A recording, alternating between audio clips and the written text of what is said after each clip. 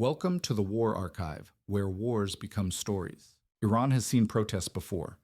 In 2009, millions marched after a disputed election, and the movement was crushed. In 2019, fuel prices tripled overnight. The streets exploded. More than 1,000 people were killed. Then, silence. For years, the pattern was clear: protest, repression, retreat. But this time, the pattern broke. Not because the protests are bigger, not because the slogans are louder, and not because the regime suddenly looks weak. What's different is how Iranians are reacting to the same old tools. Fear no longer ends the story. Concessions no longer close it. Instead of asking what the government will give back, people are asking a more dangerous question. What if the system itself no longer works the way it used to? To understand why that question is being asked now, and why it wasn't before, we have to look at the script the Islamic Republic relied on for decades, and why it finally stopped working. For most of the Islamic Republic's history, protest was not unexpected. It was managed. The regime learned early that unrest did not need to be prevented entirely. It needed to be contained, segmented, and exhausted. Over time, this approach hardened into a reliable formula. The clearest early test came in 2009 during the Green Movement. Millions of Iranians poured into the streets after a disputed presidential election, convinced the result had been manipulated. For weeks, demonstrations filled Tehran and other major cities. The response was decisive. Security forces cracked down, leaders were arrested or placed under house arrest, and the movement was systematically dismantled. The message was unmistakable. Mass protest could be survived, but only at enormous cost. A decade later, the same logic appeared in far bloodier form. In November 2019, the government abruptly raised fuel prices by as much as 300%. Protests erupted almost immediately, spreading across dozens of cities. This time, the response was faster and harsher. Internet access was shut down. Live ammunition was used. Human rights groups estimate that over 1,500 people were killed in a matter of days. When the internet returned, the streets were empty. From the regime's perspective, the system had worked. Anger flared. Force was applied. Order was restored. The underlying structure remained intact. What made this strategy effective was not just violence, but fragmentation. Each protest wave was tied to a specific trigger: elections, fuel prices, water shortages, morality laws. Each involved a particular segment of society. That allowed the state to isolate unrest, tailor its response, and prevent grievances from merging into a single national confrontation. In 2019, the anger was economic and concentrated among poor Iranians. In 2021, protests over water shortages centered in regions like Khuzestan.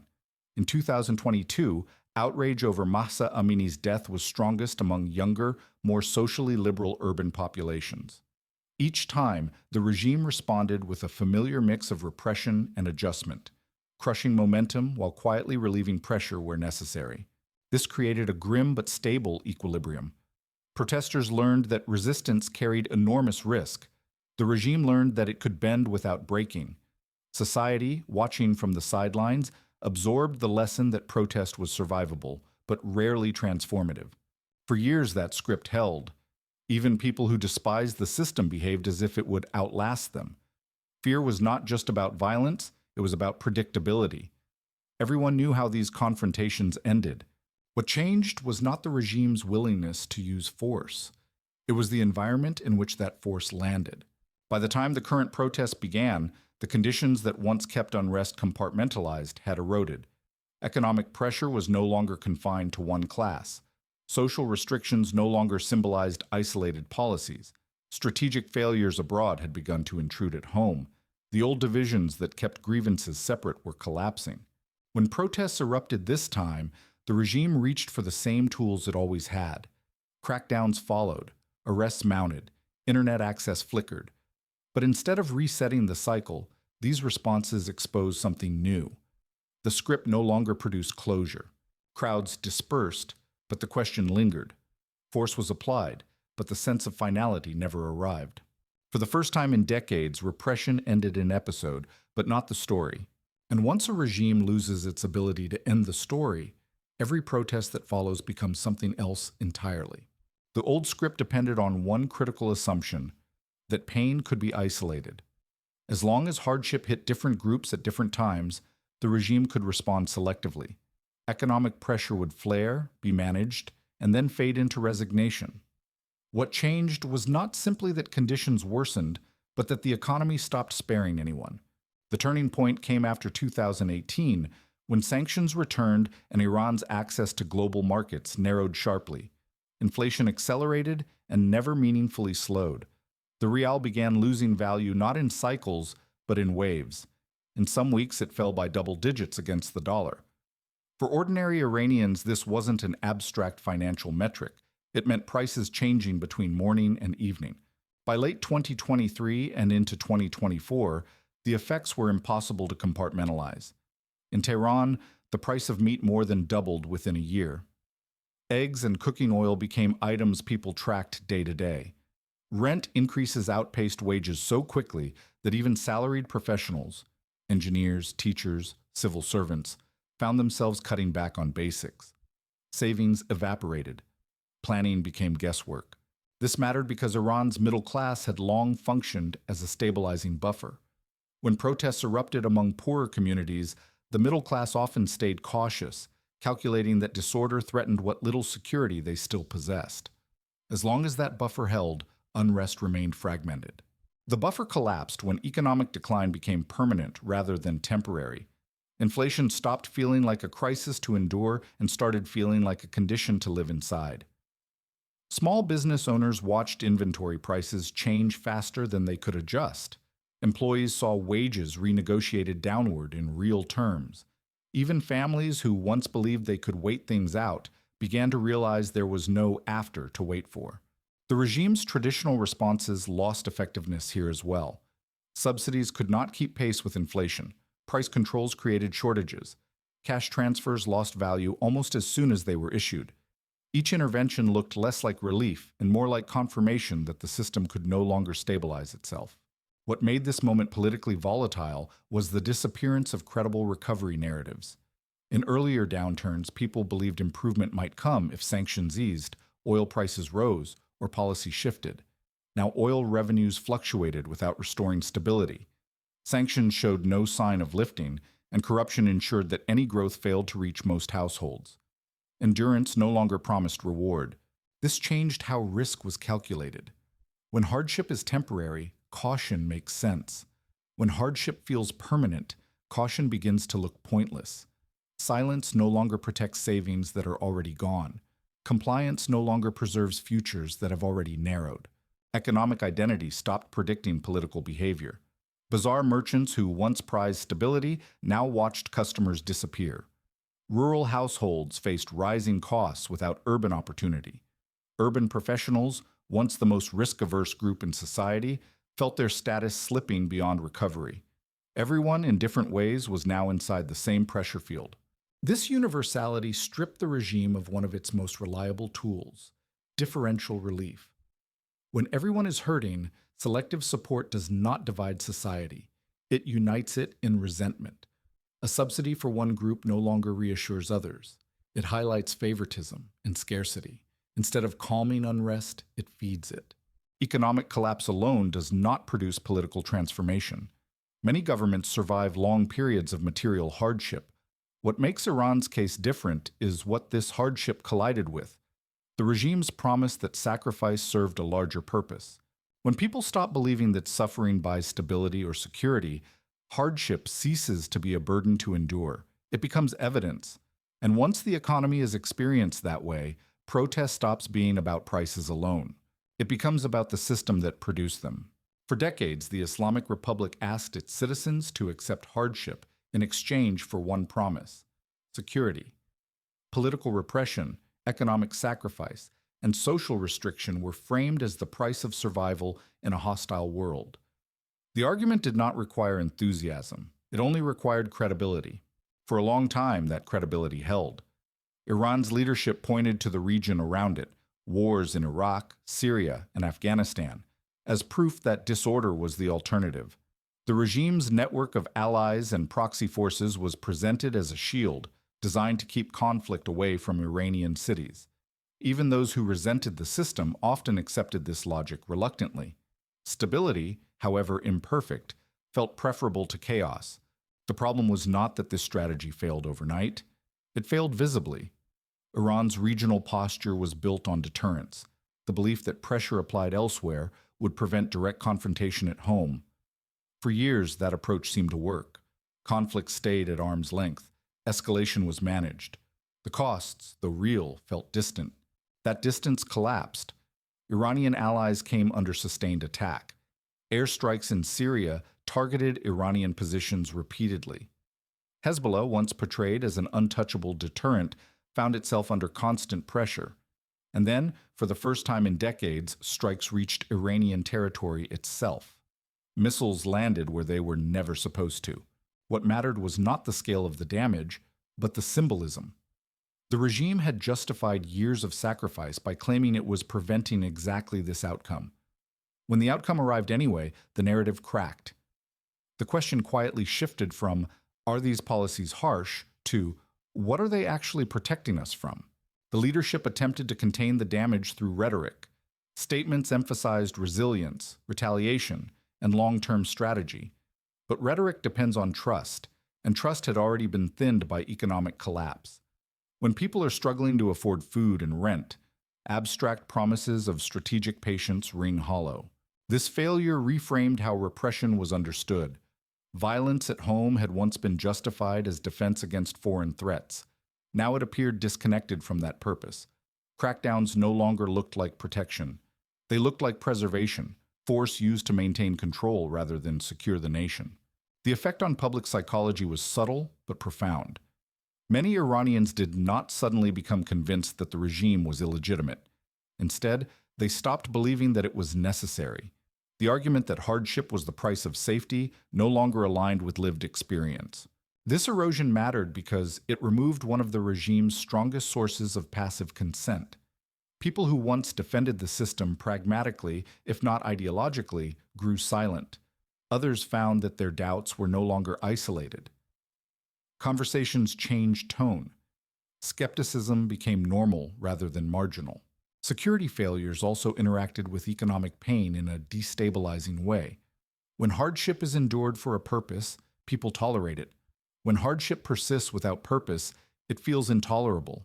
Economic suffering stopped being framed as endurance and started being experienced as exposure. The state still possessed power. Its institutions still functioned. Its security forces still followed orders.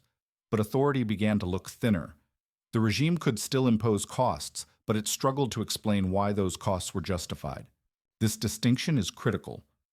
Many governments survive despite losing popularity. Fewer survive after losing the ability to explain why obedience is necessary. When the promise of security collapses, repression loses its moral frame and protest acquires a different legitimacy. By the time unrest returned to the streets, it was no longer interpreted as recklessness. Increasingly, it was seen as a rational response to a system that demanded sacrifice while failing to deliver protection. At that point, the confrontation stopped being about specific grievances. It became about belief itself, whether the regime could still convince society that it was indispensable. And once that belief erodes, even small concessions begin to carry unintended consequences. When the regime sensed pressure building, it reached for the tool that had stabilized crises for decades: selective concession. The logic was familiar: apply force to stop momentum, then quietly adjust policies at the margins to drain anger. In the past, this combination restored order because it reaffirmed authority. This time, it did the opposite. After the protests of 2022, enforcement of morality laws shifted in ways that were easy to notice. In parts of Tehran, headscarf rules were applied unevenly. Public behavior that once triggered immediate punishment began to pass without consequence. Cafes, art spaces, and small performances reappeared. None of this was announced as reform, and none of it was codified into law. It was improvisation. Improvisation sent a signal the regime did not intend. Rules that had been presented as non-negotiable now looked conditional. Authority that once appeared absolute began to look reactive. For many Iranians, the lesson was not that the system was softening, but that it could be pushed. This is the trap of concession. When adjustments follow pressure rather than confidence, they validate dissent. Each small retreat teaches society that resistance produces results, even if incomplete. Over time, this reshapes expectations. Protest is no longer judged by whether it wins immediately, but by whether it forces movement. The regime found itself in a narrowing corridor. Reimposing strict enforcement risked reigniting unrest. Maintaining flexibility risked normalizing defiance. Either choice carried costs, and neither restored the clarity that once defined control. The state could manage symptoms, but it could not reestablish certainty. This dynamic changed the emotional experience of protest. Demonstrating remained dangerous, but it felt less futile. People no longer expected one march to transform the system. They expected pressure to accumulate. Silence became a pause rather than a surrender. At the same time, something more destabilizing began to happen beneath the surface. As the sense of inevitability weakened, people started thinking beyond protest itself. Conversations shifted from demands to possibilities. Not plans, not blueprints, but questions that had once felt forbidden. What happens after this? Who comes next? What would change and what wouldn't? These discussions did not require agreement to matter. They circulated privately, in families and small networks, precisely because they did not yet take a fixed form. The absence of a unified alternative no longer paralyzed thought. It simply reflected uncertainty, and uncertainty felt preferable to resignation. This was a profound change. Authoritarian systems depend not only on force, but on narrowing the political imagination. Protest can be crushed. Imagination is harder to police. Once people begin to think in terms of after, compliance becomes conditional. Patience becomes finite. The regime's actions reinforced this shift unintentionally. Each concession suggested vulnerability. Each crackdown suggested anxiety. Each pause suggested that the confrontation was not finished. Protest stopped feeling like a reckless gamble and started feeling like a long game. Importantly, this did not produce optimism. Many Iranians doubted that change would come quickly or at all, but they no longer assumed permanence. The future felt contested rather than settled. That belief alone altered behavior in lasting ways. By the time unrest returned to the streets, it was no longer interpreted as an isolated outburst. It was understood as part of an ongoing process, one in which neither side expected final resolution in a single moment. The regime could still impose order, but it struggled to end the story. And when a state loses its ability to close the story, every action that follows is read differently. Concessions no longer calm. Force no longer convinces. What remains is a relationship defined by uncertainty. That uncertainty is the point of no return, not because it guarantees collapse, but because it permanently alters how power and society see each other. What makes this moment different is not the scale of protest or the brutality of repression. Iran has seen both before. What has changed is something quieter and more durable, the relationship between power and belief. The system still commands force, but it no longer commands inevitability. The protest did not create this shift, they exposed it. Years of economic collapse removed the promise that obedience would bring stability. Strategic failures stripped away the argument that sacrifice guaranteed security. Concessions revealed that authority could bend under pressure. Each layer reinforced the next, until the old logic stopped holding together. This change is permanent because it is experiential. People have lived through repeated cycles of unrest and drawn conclusions the regime cannot reverse. They have seen fear fail to end the story. They have seen flexibility follow pressure. They have endured hardship regardless of compliance. These lessons do not fade when the streets empty. The state can still govern, but it governs under altered conditions. Every crackdown is now read for what it reveals, not just what it enforces. Every concession is scrutinized for weakness rather than welcomed as relief. Authority still functions, but it no longer defines reality in the way it once did. For society, protest has also changed meaning. It is no longer only a demand for policy change or social relief. It is a way of asserting that the future is unsettled. Even failed protests leave behind something tangible, the sense that outcomes are no longer predetermined. This does not mean collapse is imminent. Many regimes survive long periods of uncertainty, but they survive differently, at higher cost, under constant strain, and without the psychological cushion of inevitability. Control becomes more expensive. Compliance becomes more conditional. That is why these protests feel different, even if they resemble earlier ones on the surface. They are not isolated disturbances within a stable system. They are expressions of a system whose stability is itself contested. Each protest matters not because it promises victory, but because it confirms that the old equilibrium is gone. When people stop believing that nothing can change, they do not all rush into the streets. Many go home, many wait. But they wait differently. Silence becomes temporary, obedience becomes calculated, imagination widens. By the time this wave of unrest fades, whether through repression, exhaustion, or pause, the shift beneath it will remain. The story no longer ends where it used to. And once that happens, the system is never quite the same again.